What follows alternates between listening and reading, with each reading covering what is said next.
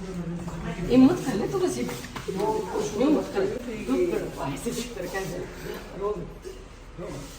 बस।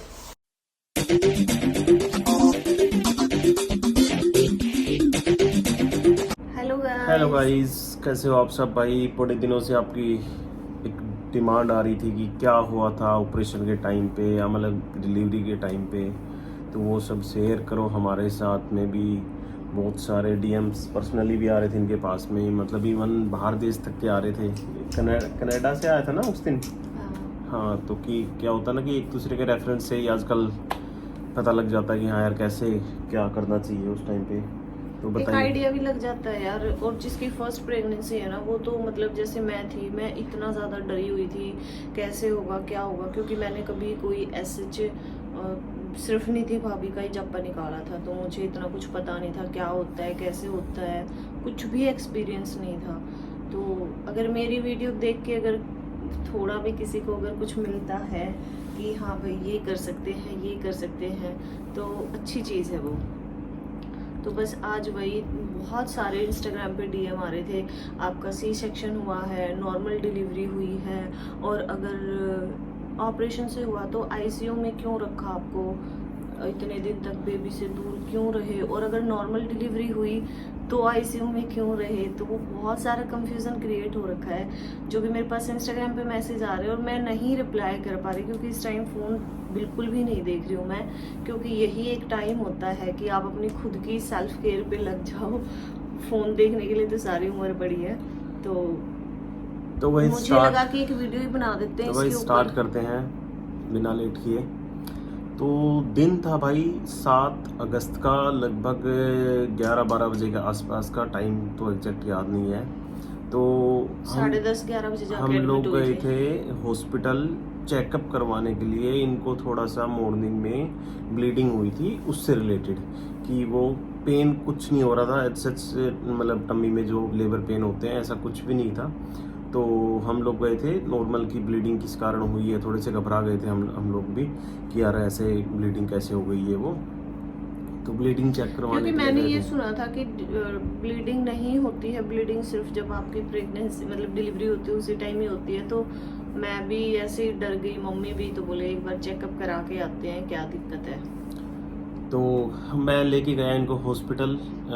तो फिर हॉस्पिटल जाके मतलब जैसे वो तो कर ही लेते हैं, मतलब चेकअप करने के लिए रूम में लेके गए। तो इनका बीपी वगैरह सारी चीज़ें चेक की, बेबी की हार्ट बीट वगैरह चेक की, तो नॉर्मल आ रही थी पहले तो सब। हमारी डॉक्टर अवेलेबल नहीं थी जिनसे हमारा रूटीन में चल रहा था।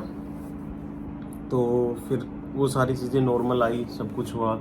फिर पहले तो जैसे जो नीचे का स्टाफ होता है, नर्सिस वगैरह, वो सारी चीज़ें चेक कर रहे थे, मॉनिटर कर रहे थे आधे 1 घंटे तक। तो वो सारे प्रोसीजर चले, सारी रिपोर्ट्स निकली, ब्लड रिपोर्ट हो गई, ये हो गई, इस तरीके की सारी रिपोर्ट्स हो गई। देन उसके बाद में एक गाइनो आई, जो हॉस्पिटल की गाइनो है, मैं आपके साथ में शेयर करूँगा वो सब भी एक्सपीरियंस भी। तो उन्होंने आके चेक किया, तो उन्होंने बोला कि आपका पेन तो नहीं हुआ है, बट आपका जो लेबर मतलब जो डिलीवरी का प्रोसेस है वो स्टार्ट हो चुका है। उन्होंने चेक किया अपने एंड पे, तो आपको एडमिट करना पड़ेगा। और थोड़ी सी सिचुएशन उन्होंने मतलब ये बता दी थी कि भाई थोड़ी सी क्रिटिकल टाइप में लग रही है आपकी, मतलब नॉट क्रिटिकल तो नहीं बोलेंगे, मतलब उन्होंने ये बोला था कि थोड़ा सा ना मतलब नॉर्मल से हटके है चीज़ें, क्योंकि इनको पहले दिन से एक तो मॉर्निंग में ब्लीडिंग हुई थी, और उससे पहले वाले दिन से भी नॉर्मल कुछ हो रहा था इनको, तो इन्होंने बताया नहीं। मतलब वाटर लीकेज टाइप में, मतलब बहुत नॉर्मल टाइप में हो रहा था, तो वो इन्होंने बताया नहीं। बट वो डॉक्टर को तो देखते ही पता लग गया था कि हाँ क्या इशू है क्या नहीं है। तो ठीक है बोलो, उन्होंने एडमिट कर दिया और साइन वगैरह करवा लिए कि अगर इन केस हमें, मतलब पहले तो वो बोल ही रहे थे कि नहीं नॉर्मल पे मत जाओ, ऐसा लग नहीं रहा आपका केस, मतलब ये वो। बट फिर भी इन्होंने जिद की, बाकी घर वालों ने वो किया, तो कि यार चल ठीक है नॉर्मल के लिए प्रोसेस का स्टार्ट करते हैं। तो उन्होंने अपना ग्लूकोज वगैरह स्टार्ट कर दिया इनको, और धीरे धीरे टाइम बीतता गया। लगभग 3 बजे 4 बजे तक भी थोड़ा थोड़ा नॉर्मल थे, इतना कोई पेन हो नहीं रहे थे। 4 बजे के बाद में इनको पेन आने स्टार्ट हो गए, मतलब जो लेबर पेन होते हैं ना, वो बेसिकली वो स्टार्ट हो गए। तो डॉक्टर हर 1 घंटे में विजिट कर रही थी रूम में कि कितना बड़ा कितना बड़ा कितना बड़ा कितना बड़ा, सारी चीज़ें। तो वो सारी चीज़ें चेक हुई। देन उसके बाद में और धीरे धीरे चीज़ें बढ़नी स्टार्ट हो गई। लगभग 7 बजे 8 बजे जाके तो इतना अंत हो गया कि जो लेबर पेन पहले आधे घंटे में आ रहे थे वो 5 मिनट में आने लग गए, 4 से 5 मिनट में। और बिल्कुल ही मतलब ऐसा हुआ कि यार क्या करें। तो मैं भी रूम में ही था, बाकी सबको तो बाहर भेज दिया था। ओनली मैं रूम में था, ये थे और एक नर्स थी परमानेंटली रूम के अंदर। सासू मम्मी भी थी, मेरी मम्मी भी आ गई थी। पर मेरे साथ क्या हो रहा था ना, मेरे को देख के, मेरी सिचुएशन देख के वो रो रही थी, तो उनको देख के तो मैं वैसे ही कमजोर पड़ जा रही हूँ। मुझे इतना पेन हो रहा, पता नहीं कितना पेन होता। और उस टाइम जो मुझे पेन हो रहा था बस ये था कि जो भी है बस जल्दी से निकाल दो, बर्दाश्त नहीं हो रहा था। तो मैंने ये बोला, मैंने कहा मित्तू तुम रहो मेरे साथ, दोनों मम्मी को बाहर कर दो, वो उनको मत बुलाओ। उनको देख के मेरी हिम्मत टूट रही है बिल्कुल। तो ये प्रोसेस चलता रहा भाई। प्रोसेस चलने के बाद में लगभग रात के 11 बजे के आसपास डॉक्टर ने फिर चेक किया। सारी डॉक्टर की टीम अवेलेबल थी वहाँ पे। तो डॉक्टर ने फिर चेक किया तो चीज़ें और बढ़ गई थी, मतलब जो भी प्रोसेस जो इनका होता है जैसे तो उसके बाद में फिर उन्होंने बोला कि नहीं अभी और टाइम लगेगा। जो रास्ता ओपन होता है इतना इंच इतना इंच इतना इंच, तो वो मेरा हो रहा था बट वो स्लो प्रोसेस में हो रहा था। उन्होंने बोला कि अभी एडमिट थी मैं, और टाइम लगेगा, लगभग 4-5 बजे तक होगा अगर इसी मतलब तरीके से चलते रहे तो। बट अचानक से 11 बजे के आसपास इनको पेन इतने बढ़ गए कि हर 1 मिनट में आने लग गए पेन। मतलब वो बिल्कुल नॉट बियरेबल वाली जो कंडीशन होती है ना, वो वाली कंडीशन हो गई। और देन फिर लगभग 11:45 बजे के आसपास जो बेबी ने अंदर पोटी भी कर दी।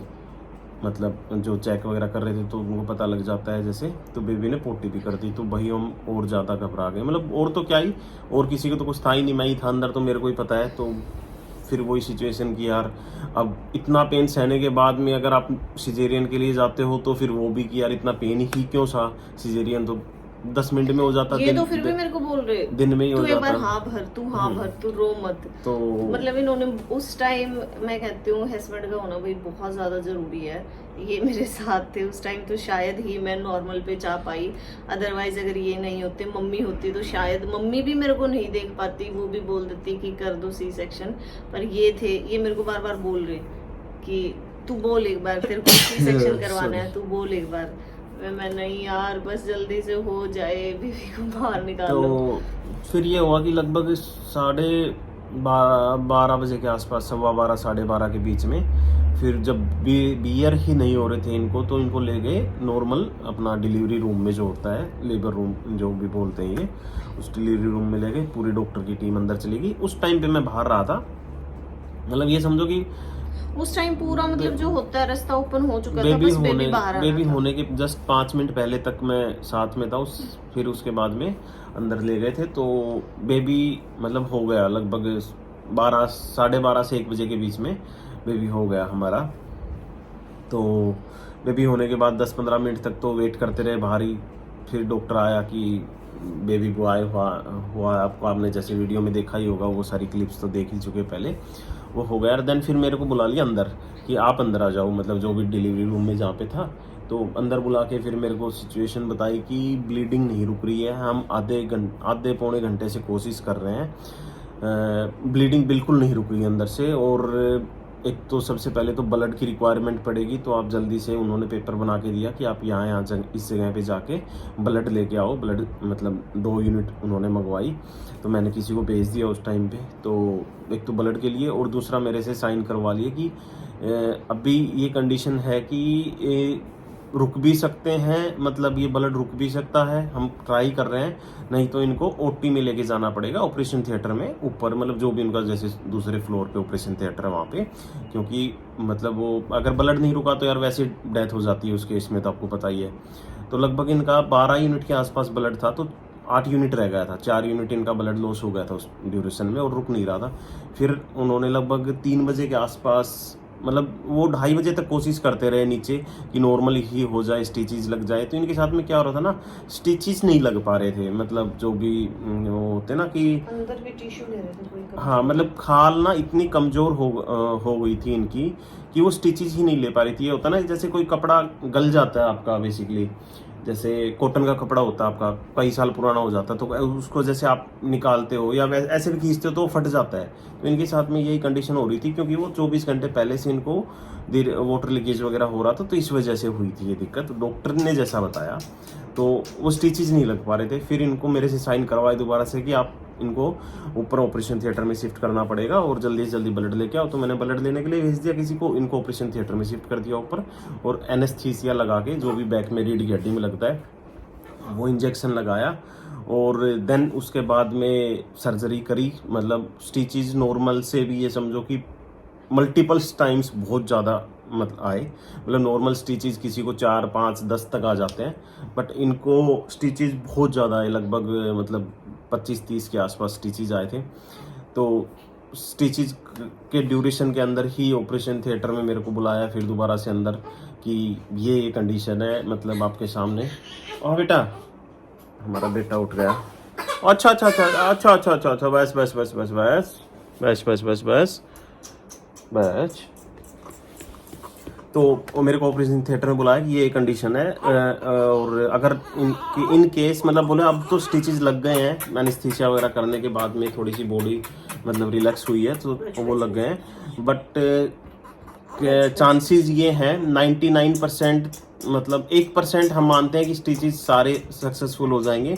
99% चांसेस ये हैं कि आप मतलब कि कहीं पे बड़े उसमें शिफ्ट करना पड़ सकता है हॉस्पिटल में, तो आप बी रेडी फॉर दैट, मतलब उसके लिए। तो उन्होंने बोला कि ऐसे ऐसे कि आपको बड़े हॉस्पिटल में कहीं पे शिफ्ट, बड़ा हॉस्पिटल तो ये भी था, बट फिर भी एक होता ना कि जैसे बड़ा लाइक मेदांता टाइप हो गया, पारस हो गया, जैसे अपने इस गुड़गांव एरिया की बात करें तो, या एम्स जैसा हॉस्पिटल बड़ा हो गया, तो वहाँ पे आपको शिफ्ट करना पड़ सकता है। तो आप उसके लिए रेडी रहें, बट मॉर्निंग तक का हम टाइम लेंगे। मॉर्निंग में एक स्कैन करेंगे इनका, उसमें पता लगेगा कि अंदर ब्लड रुका है नहीं रुका। मेन बाहर आना तो बंद हो गया था, कि अंदर ब्लड रुका है नहीं रुका। अगर अंदर ब्लड का थोड़ी सी एक बूंद भी अगर निकली हुई मिली ना, तो फिर बोला फिर पूरा बड़ा ऑपरेशन होगा और इनका बड़े हॉस्पिटल में जाना पड़ेगा। मतलब पूरा पेट को चीरते हुए वो अंदर से, मतलब उन्होंने बहुत सारी चीज़ें बोली कि मैं क्या ही बताऊँ आपको, कि मतलब जो भी बच्चेदानी होती है वो भी निकालनी पड़ सकती है। बहुत सारे मतलब कॉम्प्लिकेशंस थे इस तरीके के जो उन्होंने बताई। और बट आप सब लोगों की दुआ से और माता रानी ऊपर वाले की दुआ से सारी चीज़ें ठीक रही। इनको ऑपरेशन के बाद में आईसीयू में शिफ्ट कर दिया। इनको इतना होश आस नहीं था उस टाइम पे, बस जस्ट आंखें खोल रखी थी बस, हाँ इतना ही था। और फिर लगभग 12-1 बजे के आसपास अगले दिन नेक्स्ट डे, मतलब 8 तारीख को दोपहर के टाइम पे इनका वो हुआ। हाँ बेटा, तुम तो फेस रिवील करके ही मानोगे आज, है ना, दिख रहा है मेरे को। तो फिर 12-1 बजे के आसपास इनका दोबारा से अल्ट्रासाउंड वगैरह हुआ, बट उसके अंदर वो मतलब ब्लड के कोई भी ऐसा सैंपल नहीं मिला, निकला हुआ ब्लड रुक गया था। फिर मॉर्निंग में 9 बजे का अप्रोक्सीमेटली 2 यूनिट ब्लड और मंगवाया उन्होंने कि और ब्लड चढ़ाना पड़ेगा, मतलब अभी कम ही है। तो टोटल 4 यूनिट इनको ब्लड चढ़ाया, 2 यूनिट लगभग प्लाज्मा जो होता है वो चढ़ाया। मेडिकल टर्म तो मेरे को इतनी पता नहीं है, मतलब ये इतना ब्लड चढ़ाया। और फिर 12-1 बजे बोला कि हाँ अब ठीक है, बट ठीक इन द सेंस उस कंडीशन पे है कि अभी आपको और 2 दिन 5 दिन मॉनिटर रखना पड़ेगा बहुत ज़्यादा। अगर थोड़ा सा भी ब्लड आ गया तो बोले बिल्कुल सिचुएशन हाथ से निकल जाएगी, वो वाली कंडीशन थी। तो फिर उसके बाद में क्या मतलब आईसीयू में शिफ्ट रखा। फिर नेक्स्ट डे 9 तारीख को इनको रूम में शिफ्ट कर दिया था, जर्नल उसमें वार्ड में।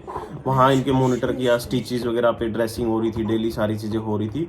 तो बस सिचुएशन यही थी कि अब कहने का मतलब ये है भाई इस चीज़ से वो लेने का कि एक तो जब भी कुछ ऐसी प्रोसेस लगे ना यार, वीडियो को बीच में रोकना पड़ गया था क्योंकि आपने देखा ये रोने लग गया था। तो बस मैं यही कहूँगा कि यार जैसे एक तो इस चीज़ का ध्यान रखना कि जैसे ही कुछ लगता है ना, कुछ भी होता है छोटी मोटी, तो उस चीज़ की ना लापरवाही मत करना कि वेट करते हैं मतलब पेन का, या मतलब कुछ भी अपना डॉक्टर से जाके कंसल्ट कराओ यार, सीधा सा बात है। पास में हॉस्पिटल हो, और हॉस्पिटल ऐसा सेलेक्ट करना, क्या होता है ना, जैसे अब इसी हमारे वाले इसी में देख लो कि नॉर्मल सब कुछ हो गया बट फिर भी ऑपरेट करना पड़ा, तो जिसमें ऑपरेशन थिएटर वगैरह हो और सर्जन डॉक्टर हो। गायनो तो होते हैं, गायनो तो आपको हर को उसमें मिल जाएगा, बट सर्जन अवेलेबल होना चाहिए, सर्जन डॉक्टर जो स्टिचेज वगैरह या मतलब कुछ इस तरीके की अगर कॉम्प्लिकेशन आ जाती है तो उसको ऑपरेट कर सके। और तीसरा कि जिसमें NICU वगैरह हो, जिसमें बेबी को, अगर बेबी को कुछ इन केस अगर कुछ इश्यू होता है तो उसके अंदर शिफ्ट कर सकें NICU वगैरह में, जहाँ ऑक्सीजन वगैरह या सारी चीज़ें होती हैं उस तरीके से। तो इस तरीके का हॉस्पिटल देखना, मतलब जो भी जहाँ पे भी जिस भी सिटी में आप रहते हो कि जहाँ पे दोनों तीनों चीज़ें अवेलेबल हों। और अगर डॉक्टर आपको बोल रही है ना कि आपको सी सेक्शन पे जाना है तो आप जिद मत करना कि मेरे को नॉर्मल ही करवाना है। हाँ हाँ हाँ हाँ, तो बस यही है भाई, करते हैं इस वीडियो को। व्लॉग तो नहीं था इस वीडियो को यहीं पे एंड, या जस्ट एक इन्फॉर्मेशन थी आप लोगों के लिए। तो मिलते हैं आपको नेक्स्ट व्लॉग में, और आप लोगों के साथ में किस टाइप के हॉस्पिटल में जा रहे हो विजिट करने, क्या आपका डॉक्टर की वो है, ज़रूर कमेंट में एक बार शेयर करना। कुछ रहेगा तो फिर हम किसी कमेंट देख के हम किसी नेक्स्ट व्लॉग में फिर शेयर कर देंगे, अगर कुछ क्वेरी रहती है तो आप लोगों की। बस सजेशन यही है। और सारी अभी तक भी treatment कल जैसे वैसे अभी लास्ट वीडियो में देखा होगा आपने, हम डॉक्टर के चेकअप करवा के लेके आए थे दोबारा से, अभी तक भी नॉर्मल नहीं हुए हैं। लगभग आज 10 दिन के आसपास हो गए हैं, 10 से 12 दिन हो गए हैं, तो अभी तक भी नॉर्मल नहीं हुए। अभी भी स्टेचेज वगैरह उन सब ठीक होने में चीज़ों में कह रहे हैं कि 1 से 1.5 महीना और लगेगा अभी, और अभी हर दूसरे दिन तीसरे दिन जाके चेकअप करवाना है। तो बस चलो, बाय बाय।